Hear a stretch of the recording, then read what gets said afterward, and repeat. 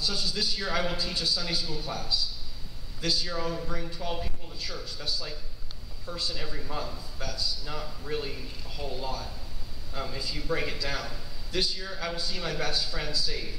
This year, I will put some money aside for missions. This year, I will take some time from my plan to attend Bible college. This year, I will do something for God. Right. Yes, right. Amen. People are very good with coming up with excuses for this, though. I'm too shy to invite my best friend to church. Or I'm too busy to teach a Sunday school class. I'm too much of a procrastinator to read my Bible through this year. You know, they were putting on the pressure, and my mom was up here putting on the pressure for the bread charts. And, you know, when I was a kid, I used to, bread, you know, like, I hate those stinking things, you know. Like, you know, you got to read it every day and check it off, and it's just such a nuisance. You know, why can't I go outside and play cops and robbers instead? I don't know. But, you know what? It's for your own benefit. That's right. That sort of thing. That's right. It's not for anyone else, it's for you. That's right. And believe you me, I have heard of every excuse in the book, and probably, in all honesty, I've used many of them. But if I can tell you one thing, it's not about what we want, it's about what He wants. That's right. And it's about God. Yes. This is Amen. our whole purpose in living and breathing on earth. To live for Jesus, give Him praise, and fulfill the Great Commission. That's right. When we talk about the disciples in the Bible, they are some of my personal heroes. For one reason in particular.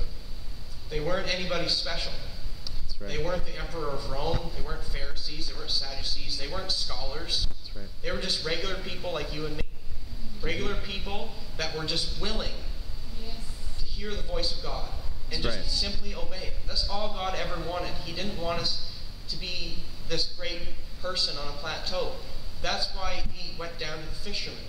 That's why He went down to the tax collector. That's right. He wanted the people that were just willing to do something for Him. That's right. There That's are good. saints in the church today that sit in pews and never step out. God isn't expecting us to know how, but rather just to do it. Peter didn't know how to walk on the water, for instance, and Jesus didn't expect him to know how. All He was looking for was for His disciples to step out in faith. That's right. That's God good. doesn't expect us to understand Him because His ways are higher than our ways. That's right. But He gave us a measure of faith for a reason. That's right. If you feel personally this morning like you have been sitting in a boat for too long, and you can see what God has for you out in the waves, out in the distance, but the waves and the storm and the lightning and the thunder are holding you back, just have faith in Jesus like Peter did. Amen. Peter represents in this Bible lesson a person willing to step out and walk on water towards the Master. While the other 11 disciples, sitting fearful in the boat, represent saints that sit in their pews, fearful of getting their feet a little wet for Jesus. That's good. I want to challenge you